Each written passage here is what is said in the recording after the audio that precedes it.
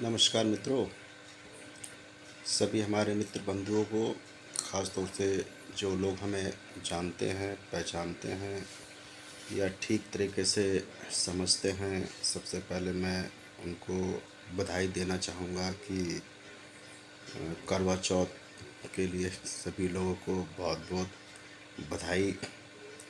और ऐसे उन सभी लोगों को भी हम बधाई तहे दिल से देना चाहेंगे जो मन क्रम वचन से आर्थिक स्तर पर कमज़ोर हैं, फिर भी इस व्रत को या इस त्यौहार को मनाते हैं, परंपरा को मनाते हैं और मनाते रहना भी चाहिए। और उसके बाद हम उन लोगों को भी करवा चौथ के इस त्यौहार की बधाई देना चाहेंगे जो जिनकी शादी नहीं हुई है या किसी कारणवश शादी नहीं हुई है, या जो शादी की प्रोग्रामिंग कर रहे हैं उनकी शादी नहीं हुई है, या जिनकी शादी का सेटलमेंट हो चुका है उनकी शादी नहीं हुई है। ख़ास तौर से चौथ क्यों मनाई जाती है, इस पर थोड़ा सा कम शब्दों में हम अपनी एक व्यक्तिगत टिप्पणी करना चाहेंगे। सर्वप्रथम ये टिप्पणी करना चाहेंगे कि भारतीय संस्कृति के अनुसार ये जो त्यौहार मनाया जाता है बहुत ही सुखदायी त्यौहार है। चाहे वो अमीर हो या गरीब हो या मध्यम वर्गीय परिवार के लोग हैं, कम से कम साल में एक बार ऐसा आता है कि पुरुष तो शायद यदा कदा व्रत रखता हो या ना भी रखता हो, कम से कम स्त्री इसी बहाने साल में करवा चौथ वाले दिन एक ऐसा उसका व्रत होता है कि जिसमें वो अपने शरीर के अंदर जो पानी से संबंधित जो सलाइबा होता है या जो थूक होती है वो उसको भी नीलने का प्रयास नहीं करती है। यदा कथा कुछ प्रकांड विद्वान या छोटे मोटे विद्वान लोग बता देते हैं कि नहीं नहीं नहीं, चाय पी जा सकती है या पानी पिया जा सकता है, या बीमार की अवस्था में हो तो ऐसा किया जा सकता है, तो उस पर हम कोई टिप्पणी नहीं करना चाहेंगे। व्रत का मतलब सिर्फ व्रत होता है। उसमें मृत्यु ऐसी अवस्था का कारण बन जा रहा हो कि मृत्यु की संभावना प्रबल संभावना में हो, ऐसी स्थिति में व्रत ना रखना शायद उचित होगा। किंतु कोई व्यक्ति चाहे मध्यम वर्गीय परिवार का हो या स्वस्थ रूप से हो, अमीर परिवार से हो या किसी भी परिवार से संबंधित हो, यदि उसका मन और शरीर स्वस्थ है और मानसिक स्थिति स्वस्थ है और अलाउ करता है कि वो व्रत रखे, तो पुरुष हो या परिवार में जो भी हो वो व्रत रखने के लिए प्रोत्साहित करे और उसकी खुशी के लिए जो भी हो, जितनी उसकी जेब की क्षमता हो,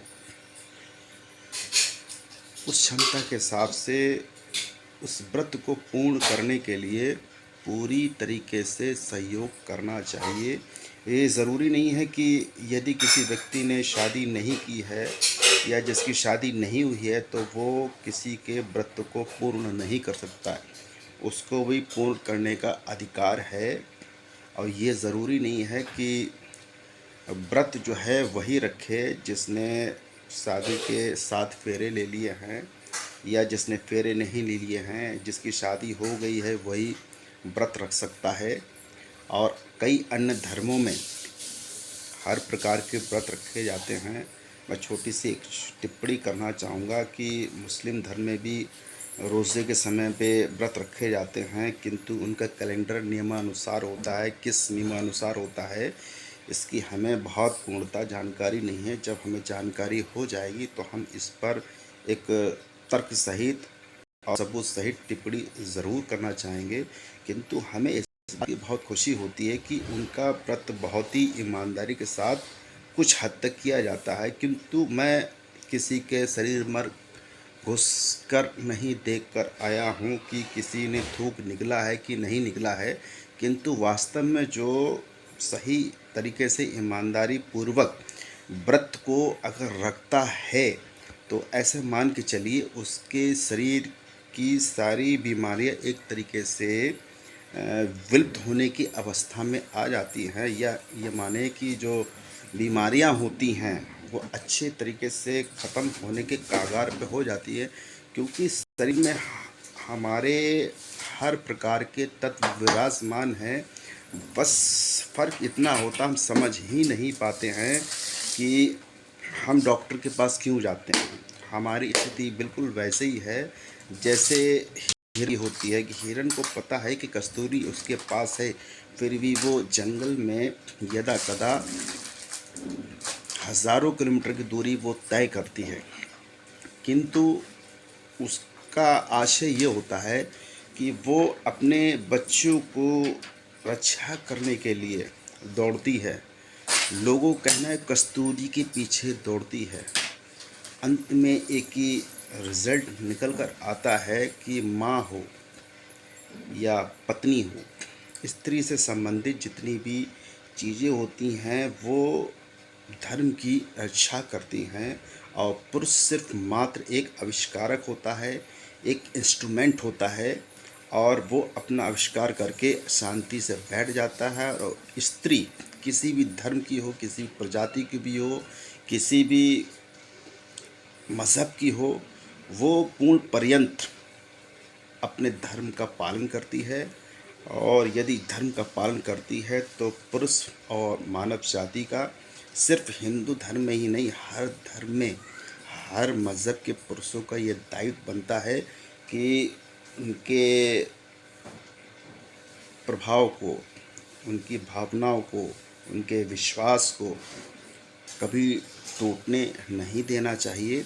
और जैसा भी हो, ये ज़रूरी नहीं कि यदि आपके पास पैसा है या नहीं है, किंतु इनके विश्वास को टूटने नहीं देना चाहिए, क्योंकि ये त्यौहार इसलिए आते हैं कि केन केन प्रकार इसी व्यवस्था के अनुसार प्रकृति में संतुलन बना ही रहता है। और कुछ देर में शायद चंद्रदेव भी निकलने वाले हैं, किंतु हमें ये नहीं पता है वो कितनी देर में निकलने वाले हैं। प्राकृतिक व्यक्ति के द्वारा, जनपत्रों के द्वारा पहले से बता दिया जाता है, टीवी पे बता दिया जाता है, अन्य सोशल मीडिया, अन्य टेक्नोलॉजी के माध्यम से बता दिया जाता है कि इस समय पर निकलने वाले हैं। कई जगह निकल चुके हैं, कई जगह दिख भी चुके हैं, कई जगह करवा चौथ मनाई भी जा चुकी है, किंतु हम सिर्फ एक बात ये कहना चाहें, मन चंगा तो कटौती में गंगा। जब आपको दिखे तभी करवा चौथ का है, जब ना दिखे तो कोई बात नहीं, छोटी सी चलनी ले लीजिए और अपने पति देव को देख लीजिए। जिनकी शादी नहीं हुई है वो भी देख लें। खुशी का माध्यम कुछ भी हो सकता है, और यदि खुशी नहीं है तो फिर इसका कोई भी माध्यम नहीं हो सकता। ठीक उसी तरीके से जिस तरीके से इस संसार के अंदर शक का कोई इलाज नहीं है। धन्यवाद। जय हिंद। सभी लोगों को करवा चौथ की बहुत बधाई हो। इसी के साथ हम अपनी वाणी को विराम देना चाहेंगे।